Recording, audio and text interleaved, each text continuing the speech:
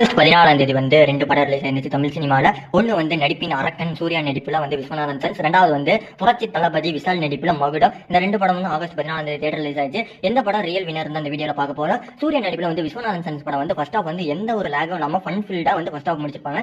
Second half பாத்தீங்கன்னா வந்து அங்கங்க லேக் இருந்தாலுமே செகண்ட் ஹாஃப் முடிக்கிறப்ப வந்து நல்ல எமோஷனல் கனெக்டோட படத்தை முடிச்சிருப்பாங்க. அது ஒரு சைடு மகுடம் படம் வந்துட்டா வந்து ஃபர்ஸ்ட் ஹாஃப்லயே வந்து கதைக்குள்ளே போயிருக்குமானா இன்டர்வல் தான் கதைக்குள்ள போயிட்டு செகண்ட் ஹாஃப் ஸ்டார்டிங்ல இருந்தே வந்து படத்தோட பிளாஷ்பேக் எடுத்துட்டு போய் படத்தை வந்து முடிக்க முடியாம முடிச்சிருப்பாங்க. அதுவே பாக்ஸ் ஆஃபீஸ் கலெக்ஷன் வைஸ்ல பாத்தீங்கன்னா வந்து விஸ்வநாதன் சன்ஸ் படம் வந்து 100 கோடிக்கு மேல கலெக்ஷன் பண்ணிருக்கு. அதே சைடு மகுடம் படம் பாத்தீங்கன்னா வந்து 25 கோடி ரூபாய்க்கு எடுத்திருக்காங்க. ஆனா படத்தோட வந்து கலெக்ஷன் பாத்தீங்கன்னா வந்து 1.5 கோடி ரூபாய் தான் வந்து கலெக்ஷனே பண்ணிருக்கு வரைக்கும். ரியல் வினர் யாருன்னு பாத்தீங்கன்னா வந்து சூர்யா நடிப்புல விஸ்வநாதன் சன்ஸ் தான் வந்து இந்த ஆகஸ்ட் 14ஆம் தேதியோட வெற்றியாளர்னு சொல்லலாம். டிவி பிரகாஷ் கைடுலோகர் நடிப்புல வந்து இம்மார்டல் இந்த படம் வந்து ஜூலை 23ஆம் தேதியா வந்து தியேட்டர்ல ரிலீஸ் ஆக வேண்டிய படம். ஜனநாயகன் படம் வந்ததுனால வந்து இந்த படத்தை வந்து போஸ்ட்பான் பண்ணி வச்சிருந்தாங்க. அதுக்கப்புறம் வந்து சிஜி ஒர்க் வந்து இன்னும் பெட்டரா பண்ணுவோமேன்ட்டு கொஞ்ச நாள் தள்ளி வச்சாங்க. இப்போ இந்த படத்தை வந்து செப்டம்பர் 4ஆம் தேதி வந்து வேர்ல்டு வைடா ரிலீஸ் பண்ண போறாங்க.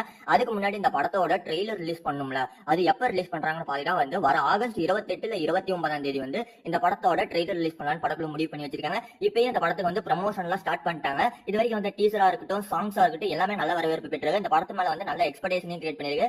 அடுத்து வரப்போற ட்ரெய்லர் என்ன மாதிரி இருக்க போகுதுன்னு தான் வெயிட் பண்ணிட்டு இருக்கோம்.